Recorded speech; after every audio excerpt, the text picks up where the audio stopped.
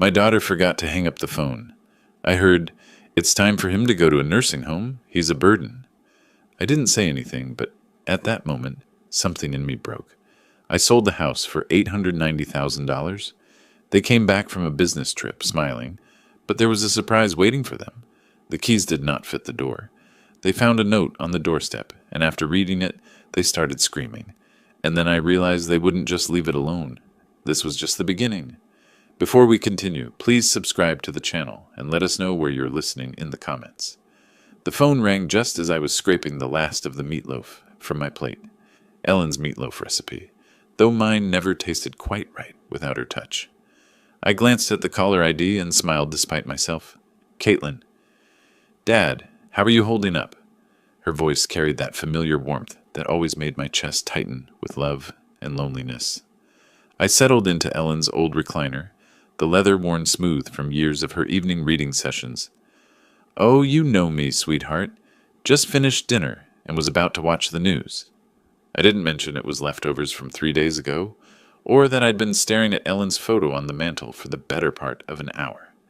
"Are you eating enough? You know you can always order groceries online now, right? I showed you the app." "I'm eating plenty," I interrupted gently, "though I had a little scare yesterday. Forgot to turn off the burner under my coffee pot. Good thing I smelled it burning from the living room." There was a pause. I could picture her frowning in that way she'd inherited from her mother, the same little crease between her eyebrows. "Dad, maybe we should talk about getting someone to check on you more regularly. Jeremy thinks—" "I'm fine, Caitlin. Really? How's your business trip going? You're in Phoenix, right?" "Yes, the conference ends tomorrow.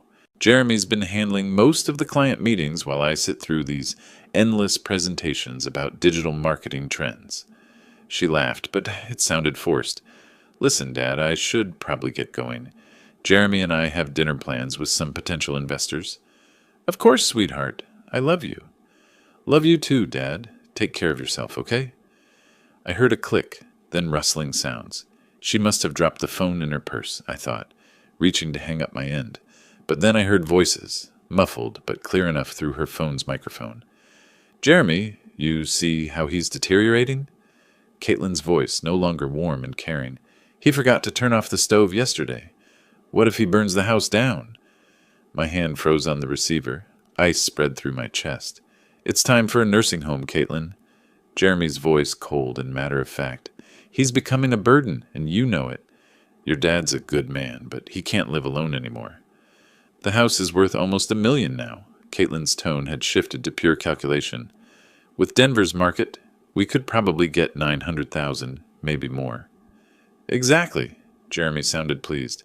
"We could sell it, put him somewhere decent, not too expensive, and finally buy that house in Boulder we've been looking at, the one with the mountain view." My daughter laughed, actually laughed. "God, Jeremy, you should have seen him tonight. So grateful just to hear from me. He has no idea we're planning this. The longer we wait, the more confused he'll get. We should strike while he still trusts us completely." The phone slipped from my numb fingers, clattering onto the hardwood floor Ellen and I had installed together 23 years ago. Every board laid by my own hands, every nail driven with thoughts of our family's future. I sat in the sudden silence of my empty house, staring at Ellen's photograph. Her eyes seemed to bore into mine with an expression I couldn't quite read. Disappointment? Warning? Or maybe just the terrible knowledge that comes to those who've already left this world. The grandfather clock in the hallway, Ellen's anniversary gift to me 15 years ago, ticked steadily in the growing darkness. Outside, the first spring crickets began their evening song in the garden Ellen had planted, and I still tended. Something cold and hard settled in my chest, replacing the warmth I'd felt hearing my daughter's voice just moments before. My hands, weathered from decades of construction work, slowly curled into fists. They thought I was a burden. They thought I was confused, helpless, ready to be managed and discarded. They were already spending my money, already planning their new life in my grave. But I wasn't dead yet, and I wasn't nearly as confused as they believed. I don't know how long I sat there in the dark, Ellen's face watching me from the silver frame on the end table. The house felt different now, as if the walls themselves had heard my daughter's betrayal and were holding their breath. My legs felt unsteady when I finally stood to turn on the lamp. The warm light fell across the living room we'd furnished piece by piece, each item chosen with care and saved for with sacrifice. The burgundy sofa where Caitlin used to curl up doing homework, the coffee table I'd built in the garage, sanding it smooth while she played at my feet. I walked to the kitchen and opened the drawer where I kept old receipts and papers. My fingers found the folder I was looking for without conscious thought. 20 years of financial records I'd never thrown away because Ellen always said, "You never know when you might need them." University of Colorado. Tuition receipts. $48,000 over 4 years. I remembered those double shifts, coming home with concrete dust in my hair and plaster under my fingernails. Ellen would have coffee waiting and would massage my shoulders while I paid bills at this very kitchen table. "Roy, you're working yourself to death," she'd said one night, watching me calculate how to afford Caitlin's spring semester. "She deserves better than we had, Ellen. She's smart enough for anything." Ellen had kissed the top of my head. "Just don't give her so much that she forgets to be grateful." I should have listened. God, I should have listened. The wedding receipts were in there too. $32,000 for one day. I'd told Caitlin we could afford 5,000, maybe 8 if we stretched. But she'd cried, actually cried, about wanting her dream wedding. I'd worked weekends for 6 months, installing hardwood floors for a contractor friend who paid me under the table. "Daddy, you're the best father in the world," she'd whispered during our dance, her head on my shoulder, her wedding dress rustling against my rented tuxedo. I'll never forget this. But she had forgotten. Just like she'd forgotten who co-signed her first car loan when her credit wasn't good enough. Just like she'd forgotten who made the calls to get her that marketing job when she was unemployed for 8 months after graduation. I found the bank statements from 2 years ago, after Jeremy lost his financial advisor position for reasons they never fully explained. They'd moved in temporarily, just until Jeremy found something new. I'd never charged them rent. I'd paid the increased utility bills, bought groceries for 3 adults instead of one lonely widower. Jeremy would pat my shoulder and call me the most generous man in Colorado. Caitlin would hug me and say, "Dad, we'll pay you back when we get on our feet." They'd been on their feet for over a year now, both working good jobs, both making more money than I ever had. But they'd never mentioned moving out, never mentioned paying me back. The anniversary dinner I'd paid for last month, $200 at that fancy steakhouse downtown, because Jeremy said they deserved to celebrate. The car repair bill I'd covered when Jeremy's BMW needed a new transmission, $3,000 that cleaned out my emergency fund. "Roy's like a father to me," Jeremy had told his friends at their last barbecue, his arm around my shoulders. "I'm so lucky to have married into this family." I'd been proud, actually proud to be the generous father-in-law, the man who took care of his family, no matter what it cost him. I walked upstairs to Ellen's and my bedroom, still unchanged after 2 years. Her jewelry box sat on the dresser, her reading glasses folded beside the lamp. I opened the bottom drawer where I kept our important papers and pulled out our original house deed. Roy and Ellen Hayes. Purchased 1999. No liens, no co-signers, no complications. My name only, now that Ellen was gone. Standing there in the bedroom where Ellen had spent her last days, surrounded by everything we'd built together, I felt something shift inside me. The hurt was still there, sharp as broken glass, but underneath it something harder was forming. They wanted to put me away and sell my life's work. They thought I was too old, too confused, too grateful for their attention to fight back. I looked at Ellen's photo on the nightstand, remembering her voice from all those years ago. "Don't give her so much that she forgets to be grateful." Well, Ellen, our daughter had definitely forgotten, but she was about to remember that her old man wasn't as helpless as she thought. I walked to my home office and pulled out the business card I'd kept in my desk drawer for 3 years. Todd Fisher, real estate attorney. Ellen had insisted we meet with him after her cancer diagnosis, just to make sure our affairs were in order. It was time for another consultation. The next morning I walked through my house like a stranger seeing it for the first time.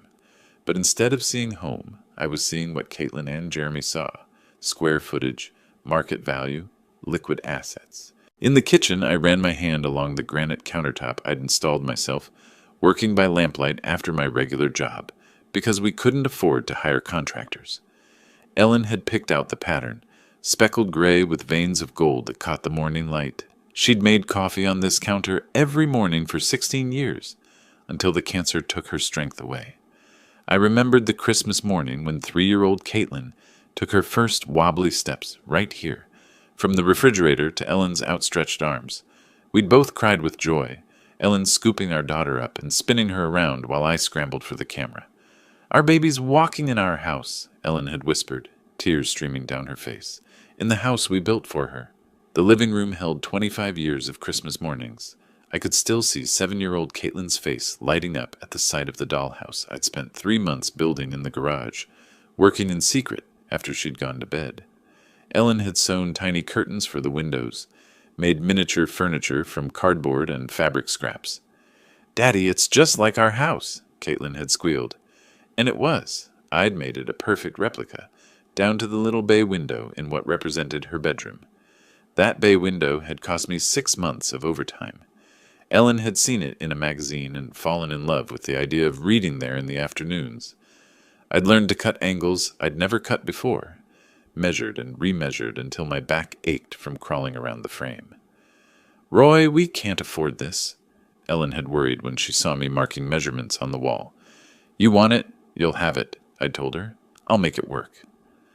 I climbed the stairs to Caitlin's old room, still painted the soft yellow she'd chosen for her 16th birthday, still decorated with photos of her high school friends and college memories.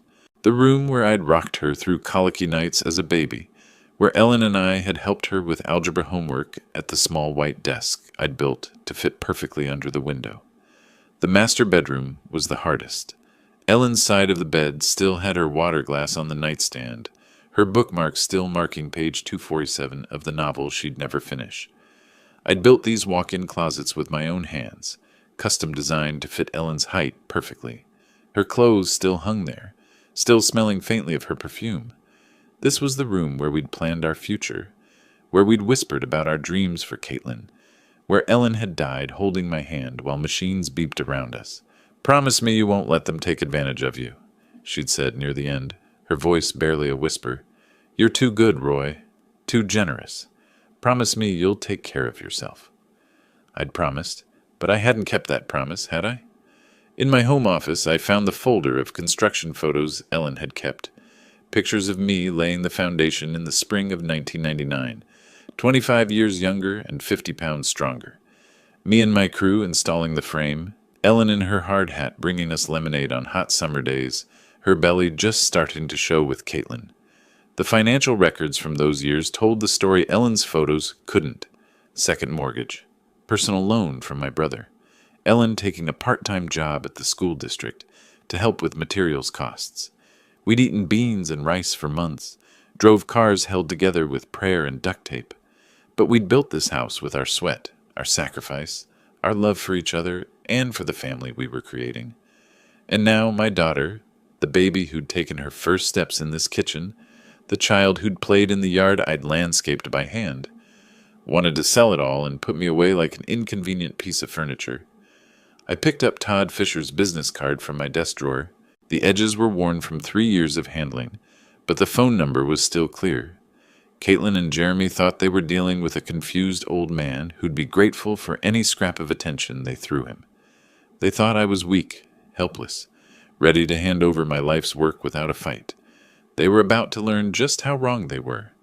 I dialed Todd's number and listened to it ring, my hand steady as stone. Outside, the spring morning was bright and clear, the kind of day Ellen used to love, the kind of day for new beginnings. The law offices of Fisher and Associates occupied the second floor of a modest brick building on Colfax Avenue, the kind of place that specialized in helping regular people with real problems rather than impressing corporate clients. I'd chosen my best suit, the charcoal gray one Ellen had picked out for me to wear to her funeral, and arrived 15 minutes early, my hands only slightly trembling as I signed in at the reception desk.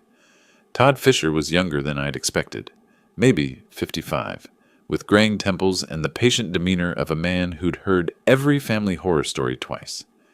His office was lined with law books and family photos, a wife, 2 teenagers, a golden retriever, The kind of normal life Ellen and I had tried to build. "Mr. Hayes, good to see you again." Todd poured coffee from a small machine in the corner, the rich smell filling the space between legal documents and filing cabinets. "I remember you and Ellen from a few years back. I'm sorry for your loss." "Thank you."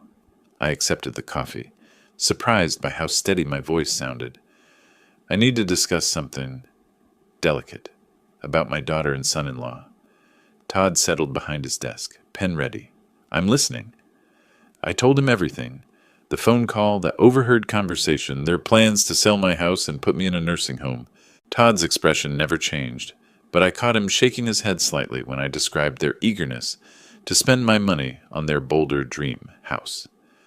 "Unfortunately, Mr. Hayes, this scenario is more common than you'd think." Todd set down his pen and leaned back in his chair. "Adult children often assume they know what's best for their aging parents, especially when valuable assets are involved. But they can't actually do anything, can they? I mean, legally. Let's start with the basics. The house is titled in your name only since your wife's passing, correct?" "That's right. Ellen and I owned it jointly, but when she died, it transferred to me automatically." "Then legally speaking, your daughter and son-in-law have absolutely no claim to your property.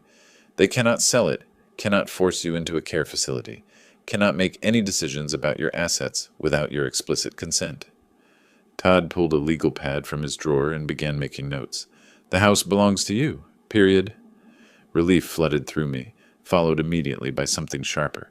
"So if I wanted to sell it myself, you could put it on the market tomorrow if you chose to. It's your property, your decision." Todd looked up from his notes. "May I ask why you're considering that option?" I thought about Caitlin's laugh when she'd called me a burden, about Jeremy's cold calculation of my worth, about 25 years of sacrifice reduced to a real estate transaction. They think I'm helpless, confused. They think they can manage me like a piece of property. My hands clenched around the coffee cup. Maybe it's time I showed them exactly how sharp my mind really is. Todd was quiet for a moment, studying my face. "Denver's housing market is incredibly strong right now, especially in your neighborhood. Properties are selling within days, often for cash offers above asking price." He paused. "If you were serious about selling quickly, before your daughter and son-in-law return from their trip, how quickly could it happen? With the right buyer, and there are plenty of investors looking for properties like yours, we could have a sale completed within a week, maybe less." Todd leaned forward. "But Mr. Hayes, this is a major decision. Once you sell, there's no going back. I built that house with my own hands, Mr. Fisher. Every board, every nail, every custom detail. I know exactly what I'm doing." We spent the next hour discussing practicalities, market value estimates, cash buyer networks, legal requirements. Todd explained that he could have everything prepared within 24 hours if I was serious about proceeding. "The consultation fee is $200, Todd said as I prepared to leave. "If you decide to move forward, that applies toward my legal fees for the sale." I paid in cash, feeling more clear-headed than I had in months. Walking to my truck in the spring sunshine, I felt my phone buzz in my pocket. Caitlin's name appeared on the screen, and for the first time since her betrayal, I smiled. The phone rang once, twice, 3 times. I could picture her in some hotel lobby in Phoenix, probably checking her watch, wondering why her grateful old father wasn't jumping to answer her call. Let her wonder. Let her and Jeremy make their plans about my future, my house, my life. They were in for the surprise of their lives. The phone kept ringing as I climbed into my truck, Todd Fisher's business card secure in my wallet, and a plan forming in my mind that would teach my ungrateful daughter exactly who she was dealing with. I had built my life from nothing once before. I could certainly tear it down and rebuild it on my own terms. The phone finally stopped ringing, but I knew she'd call back. She always did when she needed something from the old man. This time she was going to get much more than she bargained for. By the time I reached my driveway, confidence had replaced the tremor in my hands. Todd Fisher's words echoed in my mind. "It's your property, your decision." 25 years of doubt and second-guessing had lifted like Denver fog in the morning sun. I was unlocking my front door when the phone rang again. Through the window, I could see it buzzing against the kitchen counter where I'd left it. Caitlin's name glowed on the screen, and for the first time since her betrayal, I smiled. Let her stew for a moment. Let her wonder why her grateful old father wasn't scrambling to answer. I poured myself a glass of water, took a deep breath, and picked up on the sixth ring. "Dad, there you are!" Caitlin's voice practically sparkled with artificial enthusiasm. "I was starting to worry when you didn't answer earlier." "Sorry, sweetheart. I was out running some errands." I kept my tone warm, grandfatherly. "How's Phoenix treating you?" "Oh, you know how these business conferences are. But listen, I have the most wonderful news." She paused for dramatic effect. "Jeremy and I have been planning something very special for you." I gripped the phone tighter, my knuckles going white. "Oh?" "We want to treat you to a vacation. You deserve some rest and relaxation after everything you've been through since Mom died." Her voice carried that practiced sympathy I now recognized as manipulation. "There's this beautiful place we found. It's like a resort, but with medical staff on hand, just in case you need anything." A resort with medical staff. My jaw clenched so hard I thought my teeth might crack. "That sounds lovely, sweetheart. You really didn't need to go to such trouble for me." "Nonsense. Your family." Jeremy's voice came through the background. He must have been listening on speakerphone. "We've already made all the arrangements." "When were you thinking?" I managed, knowing full well they wanted me gone before they returned to claim their inheritance. "Well, we should be back by next Friday," Caitlin said. "We were hoping you could be ready by then. Just pack some clothes and personal items. You know, the essentials." The essentials. Not the photo albums Ellen had lovingly arranged. Not the furniture I'd built with my own hands. Just the essentials for an old man being shuffled off to die. "Actually, Caitlin, I have a surprise for you too when you get back." "Oh, Dad, what kind of surprise?" She sounded genuinely pleased, probably imagining I'd signed papers or made their job easier somehow. I walked to the bay window I'd built for Ellen, looking out at the garden she'd planted, the porch swing where we'd spent countless evenings planning our future. "It's something I've been working on since our last conversation. I think you'll be very surprised." "You're so sweet, Dad. We'll talk about everything when we get home, okay? Get some rest, and we'll take care of everything else." Sweet. She called me sweet while planning to steal my life. "I will, sweetheart. I love you." "Love you too, Dad. See you Friday." The line went dead, and I set the phone down with hands steadier than they'd been in weeks. I walked to my home office and opened my laptop, the screen glowing to life with possibilities I'd never considered before. My fingers hovered over the keyboard for just a moment before I typed, "Real estate agents, Denver." The search results filled my screen like ammunition in a war I was finally ready to fight. I'd always been methodical. 25 years as a construction engineer had taught me to research thoroughly before making any decision. Tonight, that methodical nature would serve a different purpose. I clicked through agent profiles, comparing success rates and client testimonials, like I used to compare structural steel suppliers. Cherry Hills, Highlands Ranch, University Hills, neighborhoods where houses sold for the kind of money Caitlin and Jeremy were already spending in their dreams. One name kept appearing in the top results: Brian Connor, 43 years old, specialized in quick sales, averaged 18 days from listing to closing. His photo showed a professional smile and confident eyes, the kind of man who could make things happen fast. His testimonials were exactly what I needed to see. Brian sold our house in 6 days.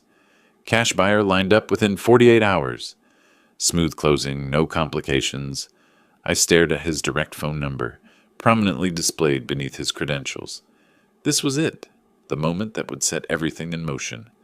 Once I made this call, there would be no going back to being the grateful, manageable old man my daughter expected. Ellen's photo on my desk seemed to be watching me. I could almost hear her voice. "Roy, are you sure about this?" I was sure. More sure than I'd been about anything since her funeral. I dialed Brian Connor's number with steady fingers. "Brian Connor, Connor Real Estate. How can I help you?" "Mr. Connor, my name is Roy Hayes. I'm interested in selling my house quickly. How fast can these things actually happen?" "Well, Mr. Hayes, that depends on several factors.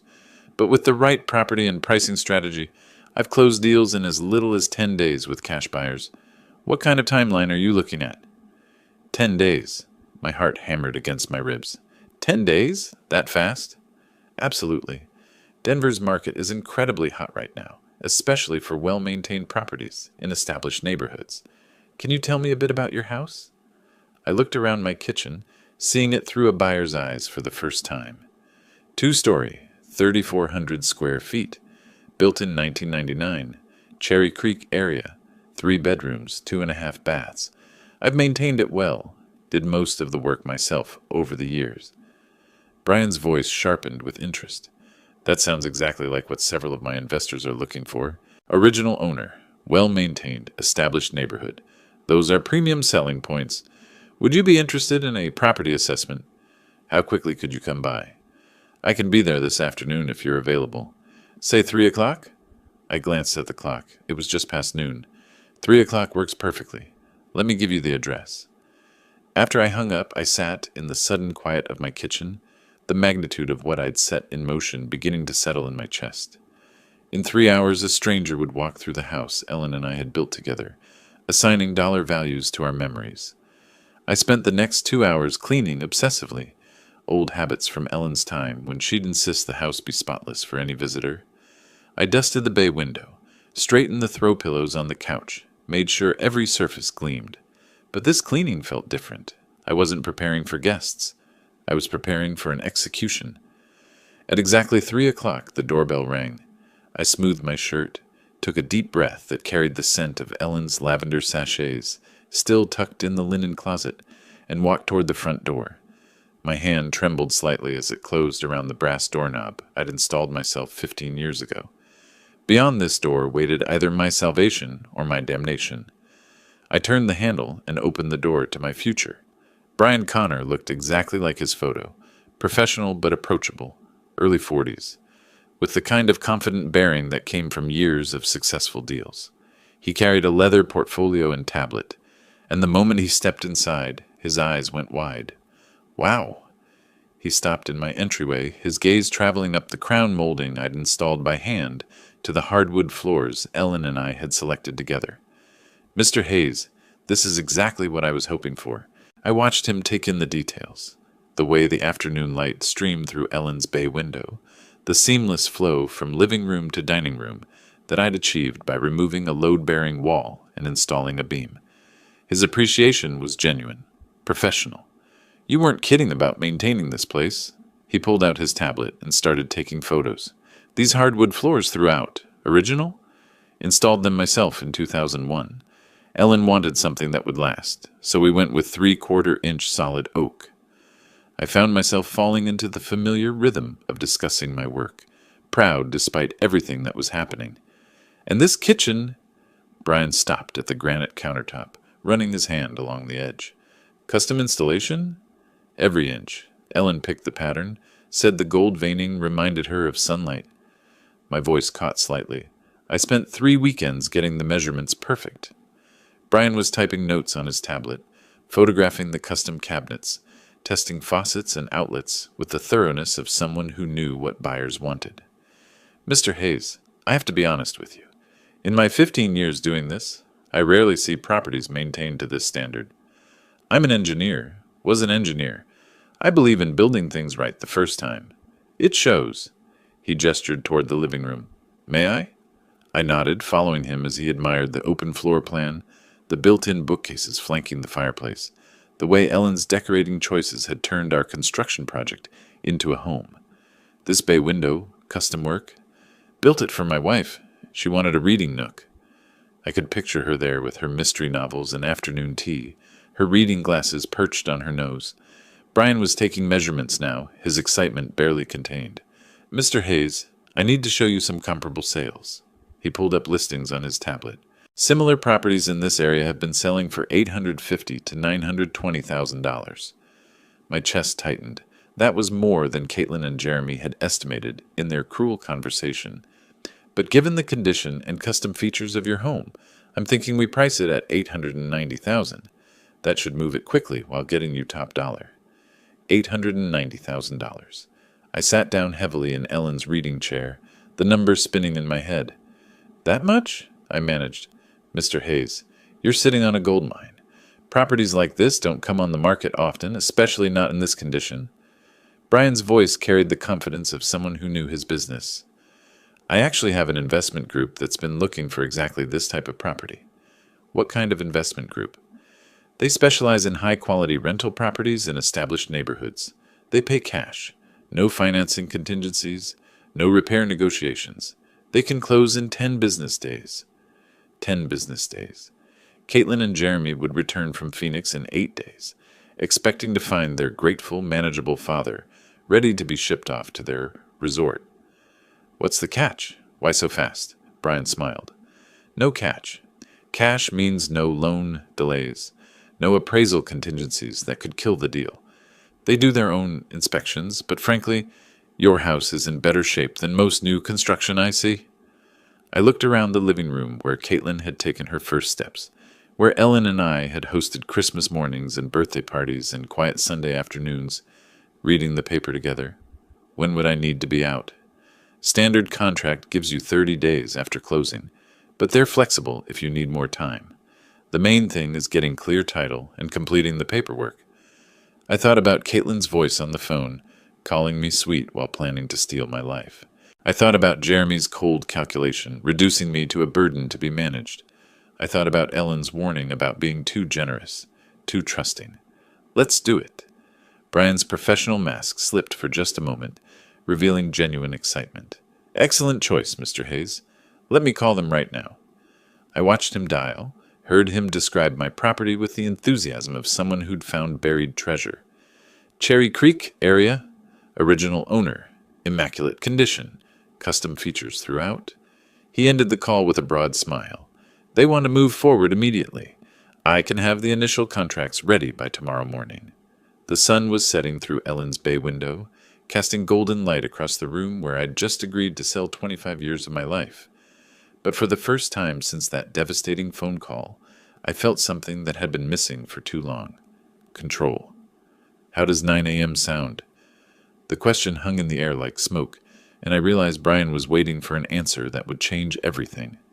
The grandfather clock in the hallway, Ellen's 15th anniversary gift to me, ticked steadily in the silence. 9 a.m. sounds perfect. After Brian left with promises of contracts and closing timelines, I stood alone in the house that would soon belong to someone else. The evening light through Ellen's windows painted everything golden, like a photograph of a life I was about to leave behind. But it wasn't sadness I felt, it was anticipation. Brian arrived the next morning with contracts, a notary, and coffee for everyone, the kind of professional efficiency I'd always respected. I read every line with the thoroughness that had made me a good engineer, checking details the way I used to check blueprints. Sale price, $890,000. Cash purchase.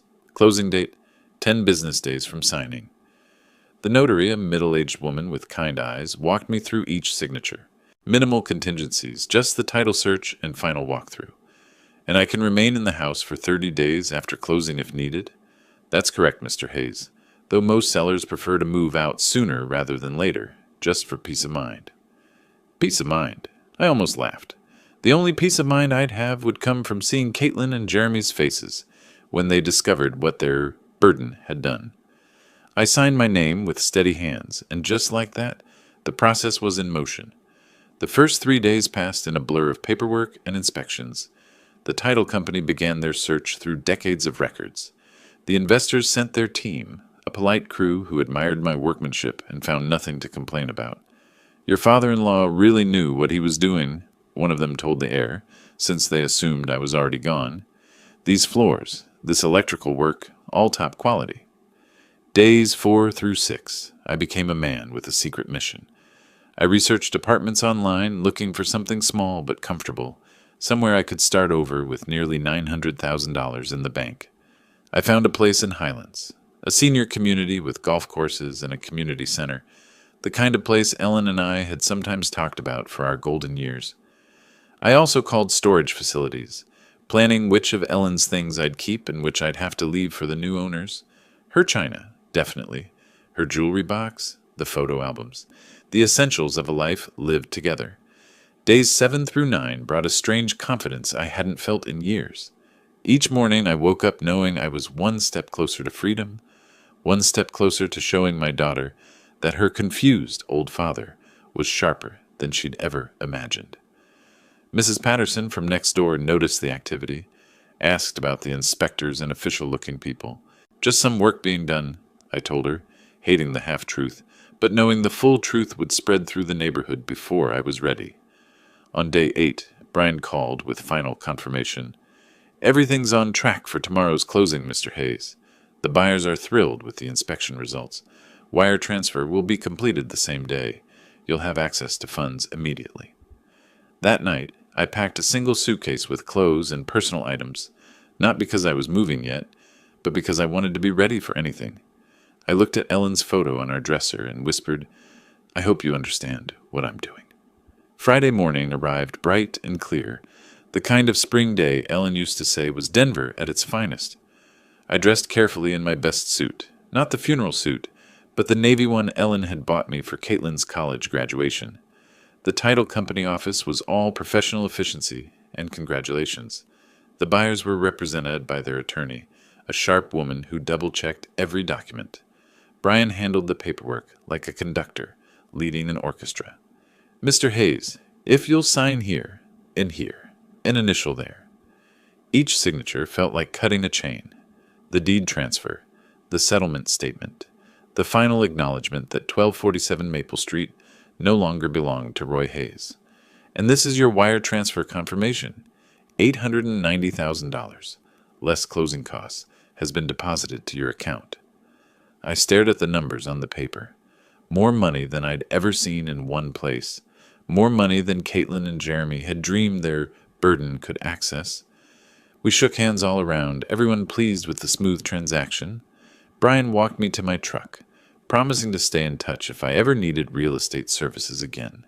You made the right choice, Mr. Hayes. Sometimes a fresh start is exactly what we need. I drove home through neighborhoods I'd known for 25 years, past the elementary school where Caitlin had learned to read, past the park where Ellen and I used to walk every Sunday morning. But instead of nostalgia, I felt liberation. I pulled into my driveway and sat in my truck, looking at the house that was no longer mine.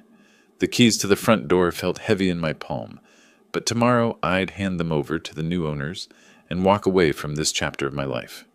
Caitlin and Jeremy were due back from Phoenix in 3 days. They'd arrive expecting to find their grateful, manageable father ready to be packed off to their resort. Instead, they were going to find an empty house and a lesson they'd never forget. I climbed out of my truck and walked toward my front door, reaching for my phone to make the next call in a plan that was working better than I'd ever hoped. The engine ticked as it cooled in my driveway, but I couldn't bring myself to turn it off. I sat staring at the house I'd built with my own hands, the house that now belonged to strangers, the house where Caitlin and Jeremy expected to return and find their grateful, manageable father waiting to be shipped off. The keys to the front door felt like lead in my palm. New owners or not, I still had access for 30 days, time enough to complete what I'd started. I drove to the Starbucks on Colfax Avenue and parked in the lot, hands steady as I dialed directory assistance for a 24-hour locksmith. The urgency fee would cost an extra $200, but money was no longer a concern. AAA Emergency Locksmith, this is Eddie speaking. I need all my door locks changed today. It's urgent. What kind of time frame are we looking at, sir? As soon as possible. I can pay cash. I can be there in 2 hours. Address? Back at the house, I waited for Eddie in my truck, watching Mrs. Patterson water her garden next door. She waved and I waved back, my chest tight with the knowledge that I was lying to everyone who cared about me. Eddie arrived in a van full of tools and hardware, a man in his 50s who'd clearly seen every kind of lock emergency Denver had to offer. Security issue, sir? He asked, studying my front door. New ownership situation. Better safe than sorry. He nodded like he'd heard it before and got to work. I watched him remove the locks I'd installed 15 years ago, the brass hardware Ellen had picked out because it matched our door knocker. These are quality locks, Eddie commented as he worked. Somebody knew what they were doing when they installed them. That was me. I like things done right. The new locks were silver instead of brass, modern instead of traditional. They clicked differently when Eddie tested them, a sharper, more mechanical sound than the old ones. Here are your new keys, sir. 3 copies of each, front door, back door, and garage side entrance. Eddie handed me a ring of keys that felt foreign in my palm. That'll be $450 with the emergency fee. I paid in cash from my wallet, knowing there would be no paper trail connecting Roy Hayes to this transaction. After Eddie left, I stood in my empty house and began the hardest part, packing 25 years of life into what I could carry. Ellen's jewelry box went into my suitcase first, along with our wedding photos and the novel she'd been reading when she died, bookmarks still marking page 247.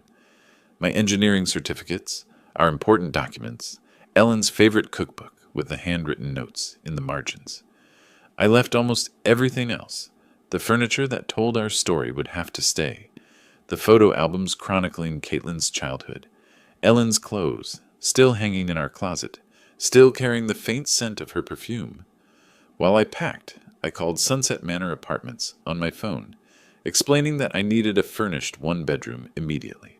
"We have a lovely unit available for immediate occupancy," said Mrs. Chen, the property manager. "Month-to-month lease if you prefer flexibility." "I'll take it." I met Mrs. Chen at the apartment complex an hour later, a modest but clean building designed for seniors, with a community center and well-maintained grounds. The one-bedroom unit was simple but comfortable, furnished with everything I needed to start over. "Cash deposit is perfectly fine, Mr. Hayes. When would you like to move in?" "Tonight." Mrs. Chen's eyebrows rose slightly, but she didn't ask questions. I signed the lease and handed over first month's rent plus deposit, nearly $3,000 that would have seemed impossible to spend casually just 2 weeks ago. Loading my car in the gathering dusk, I caught Mrs. Patterson watching from her window. She waved again, and I felt the weight of all the relationships I was severing, all the connections Caitlin and Jeremy had forced me to cut. I took one last walk through the empty rooms, my footsteps echoing differently now that the house belonged to someone else. In the kitchen where Ellen had taught Caitlin to bake Christmas cookies. In the living room where we'd watched Caitlin open presents on Christmas morning. In our bedroom where Ellen had taken her last breath while I held her hand. "I'm sorry, honey," I said aloud to Ellen's memory, "but you'd understand. You always said I was too generous for my own good." I locked the new locks and drove away from Maple Street for what might be the last time, my rear-view mirror full of the life I was leaving behind. The sun was setting when I arrived at Sunset Manor, my car loaded with the essentials of my existence. I carried my suitcase to my new front door, fumbling with unfamiliar keys to unfamiliar locks. Inside the small apartment, I dropped my suitcase and immediately reached for my phone. The final phase of my plan required one more call. One more piece of the puzzle that would give Caitlin and Jeremy the surprise of their lives. The apartment felt like a motel room, functional but soulless, with generic furniture and the lingering smell of industrial carpet cleaner. I stood holding my phone, Ellen's photo already positioned on the nightstand, trying to decide which bank would best protect nearly $900,000 from the children who thought they deserved it. I opened my laptop on the small dining table and began researching banks that specialized in large deposits. Colorado Community Bank caught my attention, smaller than the major chains with a focus on personal service and discretion, exactly what I needed. "Colorado Community Bank, Private Banking Division. This is David Morrison." "Mr. Morrison, my name is Roy Hayes. I need to open an account for a substantial deposit, around $890,000. The brief pause on the other end told me David was recalculating his day. "We'd be absolutely delighted to work with you, Mr. Hayes. When would be convenient for a consultation?" "Monday morning, 9 a.m.? "Perfect. I'll have everything prepared." The weekend stretched ahead of me like uncharted territory. I'd never lived anywhere but the house Ellen and I built together. This tiny apartment felt like exile. But it was exile by choice. My choice, not theirs. Saturday morning, I made coffee in the unfamiliar kitchenette and methodically unpacked my belongings.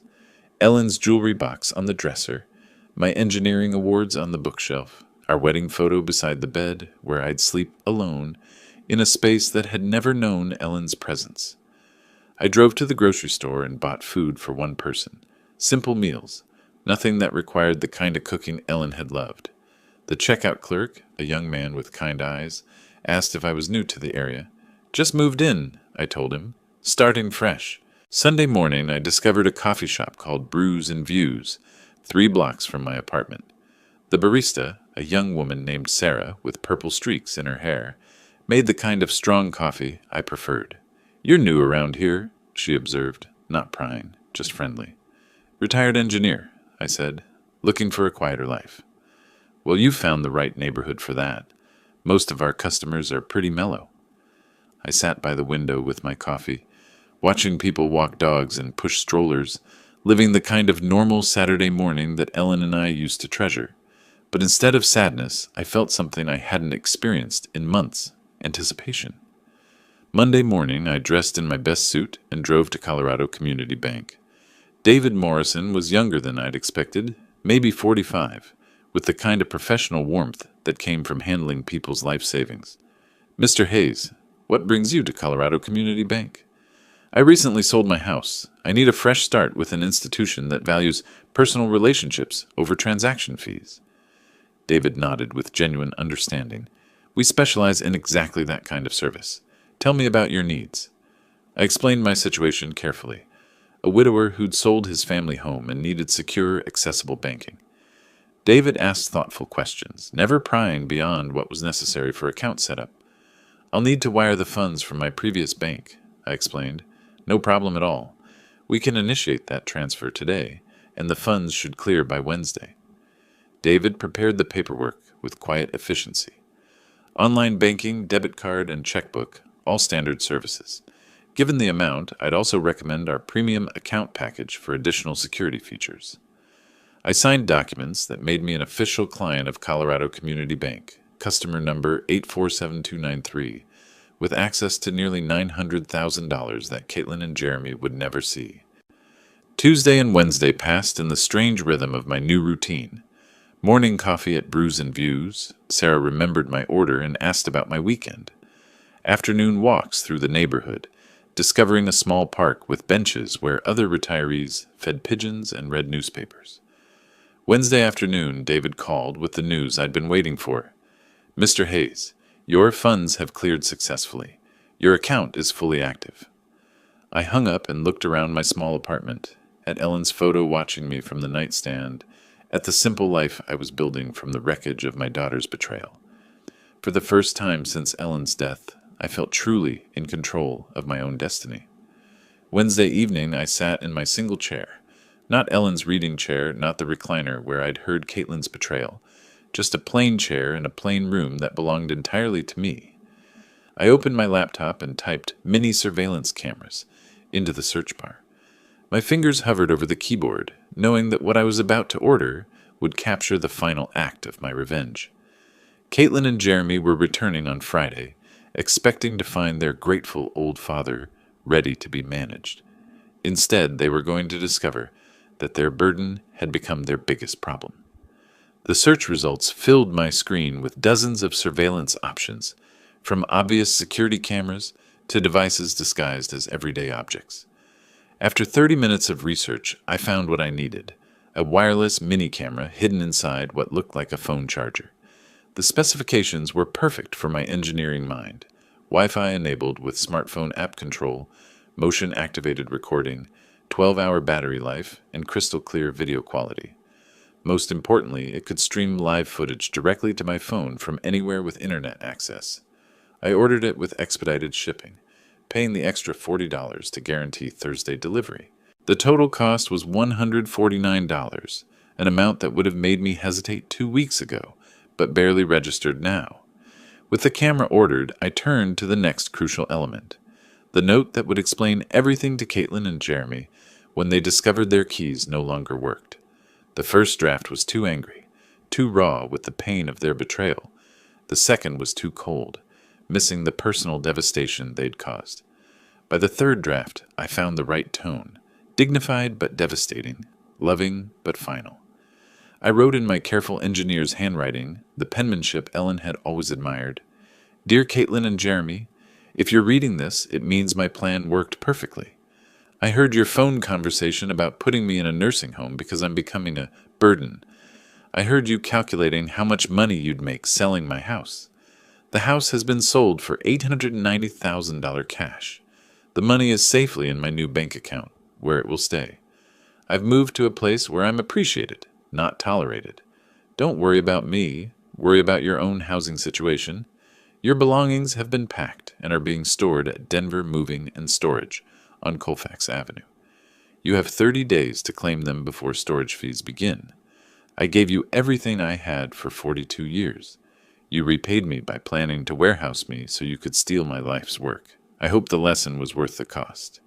Love, Dad. Thursday morning, the FedEx truck arrived at my apartment with a small box containing my surveillance equipment.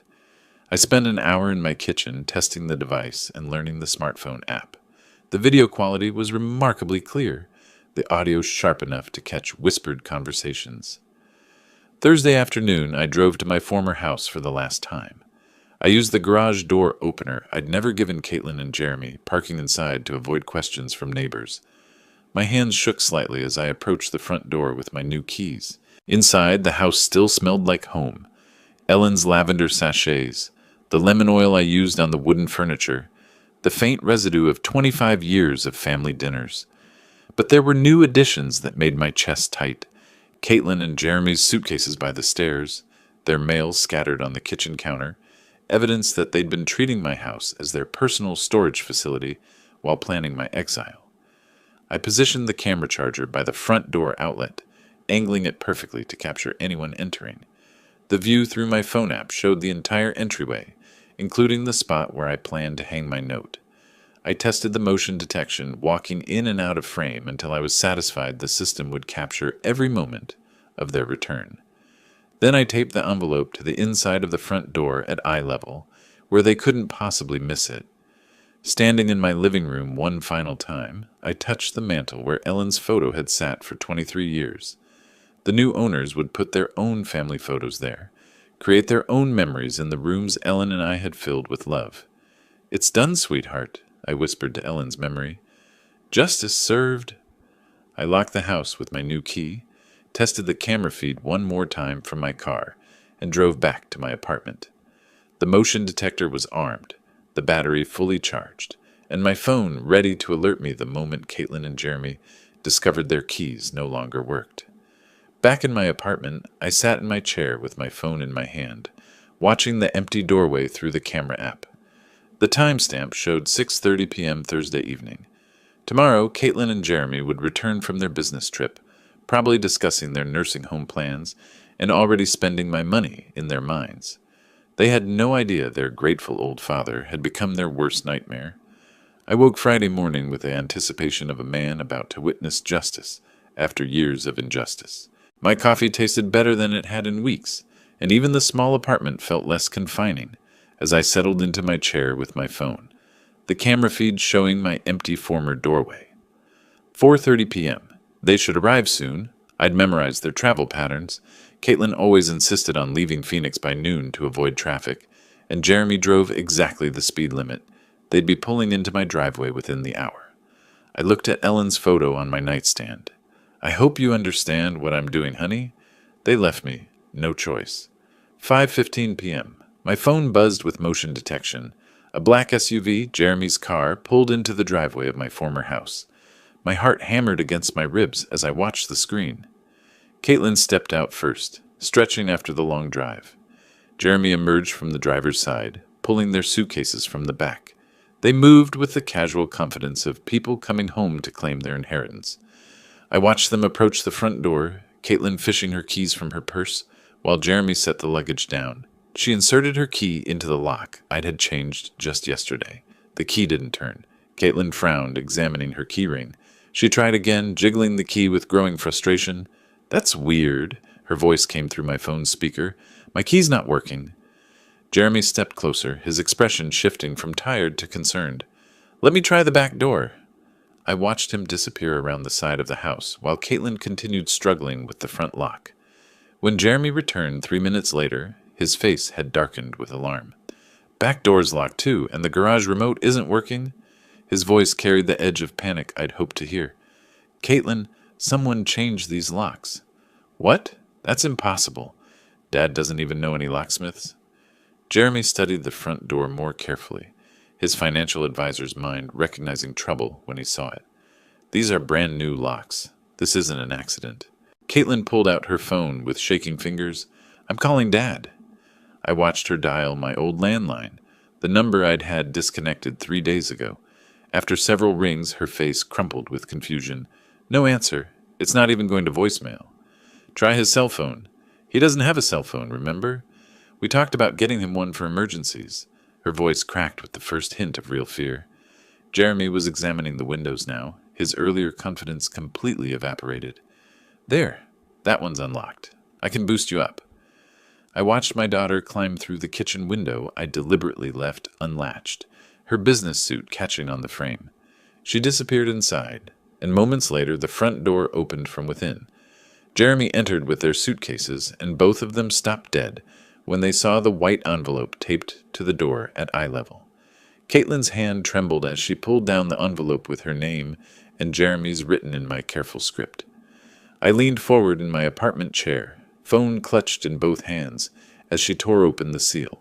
Her eyes moved across my words, Jeremy reading over her shoulder. I watched their faces change, confusion to shock, to disbelief, to horror. He sold the house? Caitlin's voice rose to a near shriek. How could he do this to us? Jeremy snatched the note from her hands, reading it again as if the words might change. That manipulative old bastard. He was playing us the whole time. $890,000. Caitlin was crying now, her careful makeup streaking down her cheeks. He kept it all. That money was supposed to be our future. Your future, Jeremy snapped, his mask of devoted son-in-law finally slipping. This is your father, Caitlin. You should have handled this better. My fault? She whirled on him, years of suppressed resentment boiling over. You're the one who said he was becoming a burden? You're the one who pushed for the nursing home. Well, he was a burden. Look what he's done to us. Jeremy gestured wildly around the room that was no longer theirs. We're homeless. Our lease expires next week. The beautiful irony wasn't lost on me. They were fighting in my living room about being homeless, just as they'd planned to make me homeless in their nursing home. Call a lawyer, Caitlin said desperately. There has to be something we can do. He can't just sell the house without telling us. With what money? Jeremy's voice dripped with contempt. In case you forgot, I lost my job 6 months ago, and your marketing salary barely covers our car payments. Then get another job? Where? Do you think financial firms are lining up to hire advisors who got fired for questionable transactions? I watched my daughter's face crumble as she realized the full scope of their situation. No house, no inheritance, no savings, and Jeremy's unemployable status finally revealed. How could he be so cruel? She whispered. The same way you were cruel when you called him a burden and planned to warehouse him. Jeremy shot back. The old man was smarter than both of us. Through my phone screen, I watched them collapse into my old furniture that would be gone tomorrow when the new owners took possession.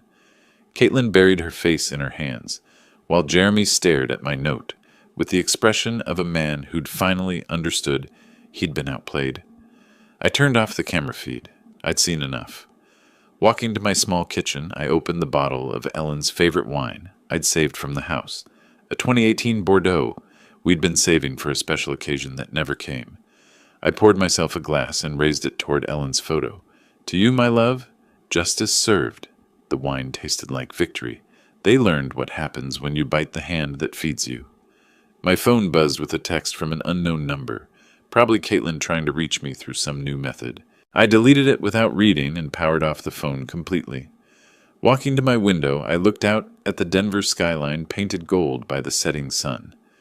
Somewhere across the city, my daughter and her husband were facing the consequences of their cruelty. Somewhere in my former house, they were learning that their burden had become their biggest problem. For the first time in 2 years, since Ellen's death, I felt completely free. I was no longer anyone's burden.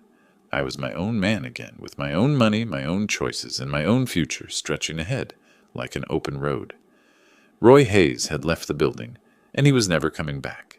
If you liked this story, please like this video, subscribe to the channel, and share your impressions of this story in the comments. To listen to the next story, click on the box on the left.